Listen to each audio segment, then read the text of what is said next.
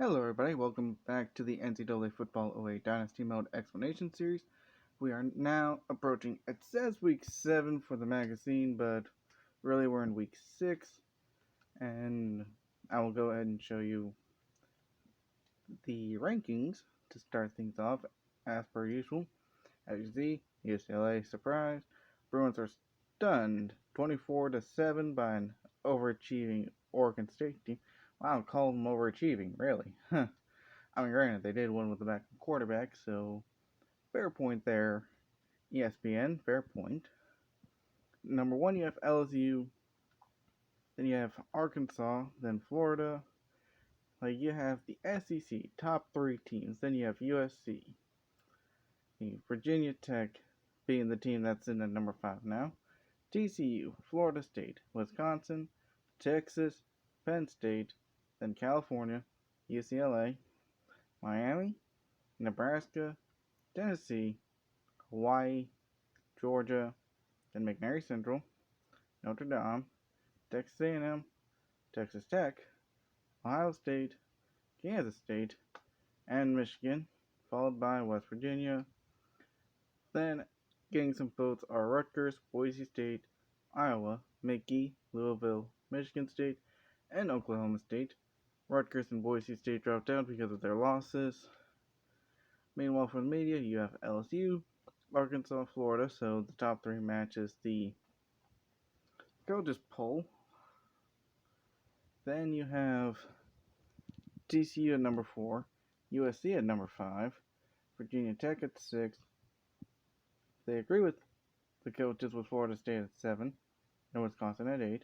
They say Penn State should be number 9, UCLA should be number 10, 11th should be Nebraska, 12th McNary Central, 13th Texas, 14th Cal, 15th Kansas State, 16th Miami, 17th Notre Dame, 18th Tennessee, 19th Hawaii, 20th Michigan State, 21st Oregon State, 22nd Ohio State, 23rd Texas Tech, 24th Michigan, and in 25th place is Northwestern, with Georgia, Mickey, Texas A&M, West Virginia, Boise State, Minnesota, Oklahoma State, and Iowa getting votes.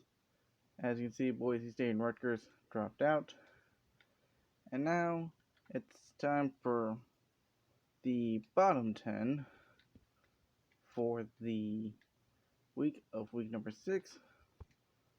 And we will start off with Wyoming, as the Cowboys only have 30 points, and they need to get something going if they have any chance for a win. They're up against TCU this week, and the Horned Frogs are in the top 10, so I'm just guessing another win for TCU. Then you have Washington. The Huskies aren't doing so hot this season.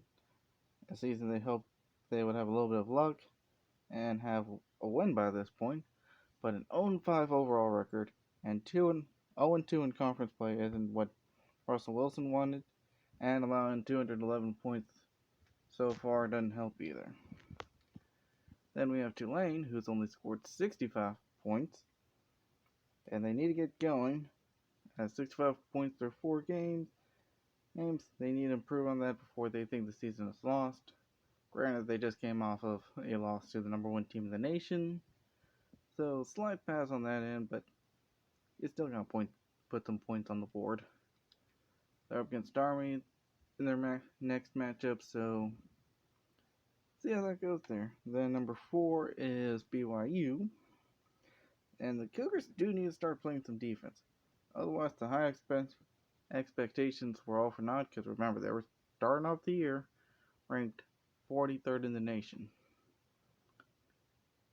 And being 0-5 has having the Cougars in a position of hitting reality and just hope for next season and hope for a better year next year. And then we have Louisiana Monroe, as the Warhawks are the last winless team here, but they're in the Sun Belt and they have the best chance for a win. Only time will tell, as they're going against Arkansas State, though Arkansas State does have the momentum of beating Tennessee a couple weeks ago. Then we have number 6 for our rankings. Here is San Jose State. Spartans just won last week, and hopefully that win will help them get into a groove that will turn their fortune around. Then we have Utah. The Utes do have a win, but an 0-2 record in conference play isn't what they envisioned for their season.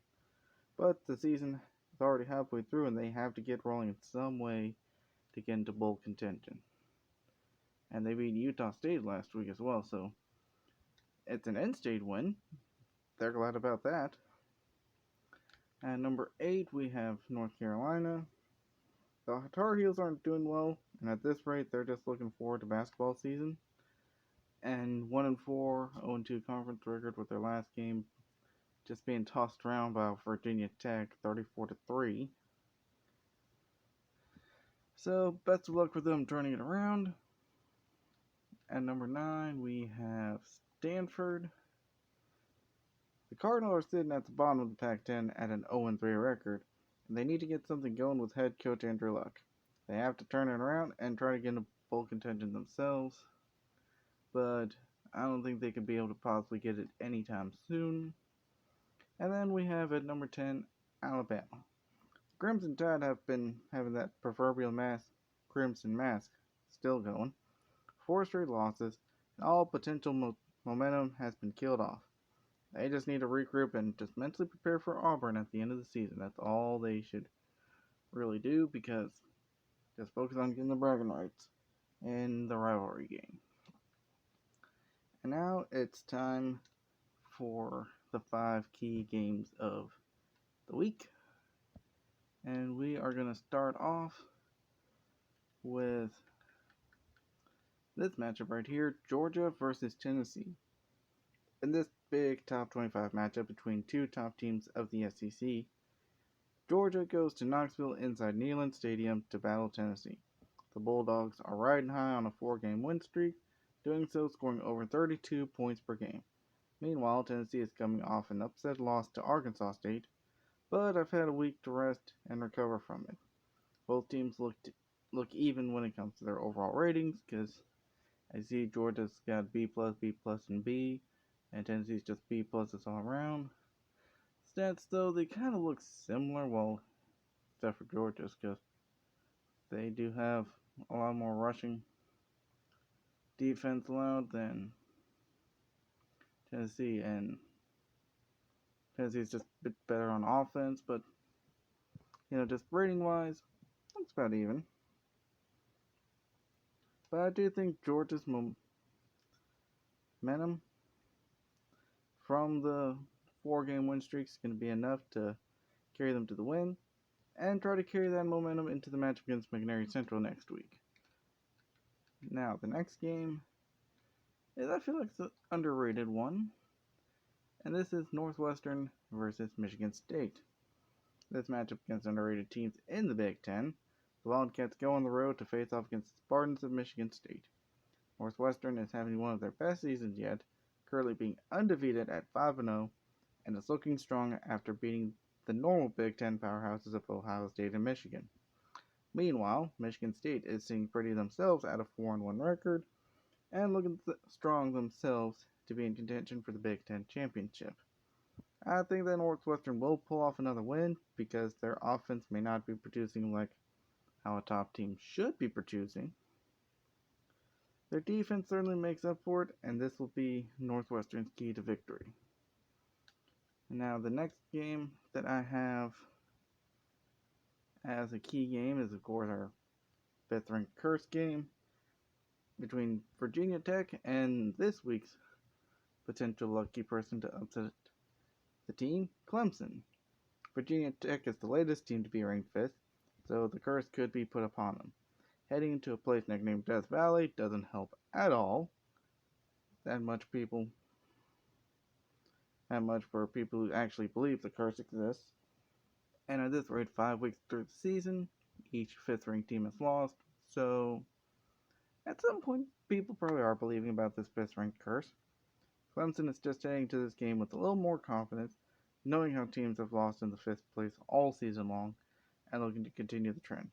Their defense will be the key, especially when ratings-wise they're comparable to the Hokies' offense. The Tigers will find a way to pull off the upset and continue the losing streak for the 5th-ranked team.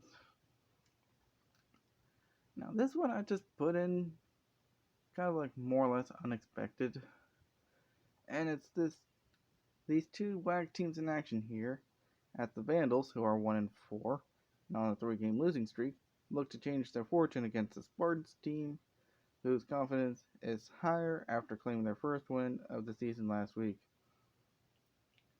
Granted, they're 1-4 as well, but they see that as better than 0-5, and I believe that confidence will be carried into this week as San Jose State beats Idaho at home and go on a 2-game winning streak. And now the last one is definitely a big one. And it's not the Red River rivalry. It's kind of lost a little bit of luster for this season, considering the fact both teams are 3-2. It's not the battle from the Missouri-Nebraska Bell. Granted, I could have done it, but just the stats kind of threw me off a bit. Could have done Iowa and Penn State, but and I could have done Eastern Michigan versus Michigan. Michigan looking to bounce back after a 3-game losing streak. Arkansas State and Louisiana Monroe, Louisiana Monroe looking to get that first win of the season. I could have done Notre Dame UCLA. Nice little game. Could have done Oklahoma State and Texas A&M. A lot of good choices here. UCF Tampa Bay for a rivalry game. But instead I picked this one. Number 3 Florida and number 1 LSU. Game of the week. The Gators and the Bayou Bengals going head to head in a primetime battle under the lights inside of Death Valley in Baton Rouge, Louisiana, in a top 3 matchup of not only 2 of the top SEC schools, but 2 of the top schools in the entire nation. The Tigers of LSU are coming in here with an undefeated record of 5-0, having faced a tough opponent a few weeks ago in Virginia Tech, but coming up victorious.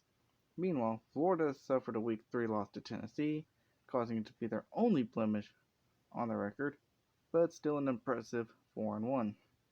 The Gators need this win, as they are in the same division as Georgia and McNair Central, and still also have to face those 2 teams later in the season still. Meanwhile, the Tigers have a matchup against the number 2 Arkansas Razorbacks at the end of the year, and that can severely impact the SEC West. This is the most important game of possibly the entire season. Whomever loses just might fall outside the top 5, avoiding the curse for the moment, and possibly having it land on Florida State. And I do believe Florida will pull it off, knowing the importance of their games up ahead, because as we can see for next week, LSU has Kentucky, and then Florida gets their first bye week of the year. Then Florida goes after Kentucky next, while LSU has Auburn. Week 9 is the game between Florida and Georgia, while LSU has the week off. Then Week 10. Big matchups in Week 10 for Florida and LSU, as Florida has to defend the Swamp against McNair Central, although considering I'm controlling McNair Central, that's probably not likely, and LSU going to Tuscaloosa. And then Louisiana Tech's going to be, and then after that, Florida goes against South Carolina, LSU goes against Louisiana Tech, Florida then faces Florida Atlantic, LSU Ole Miss in a rivalry game, and then, like I said, LSU ends with Arkansas at the end of the year, and Florida ends with Florida State.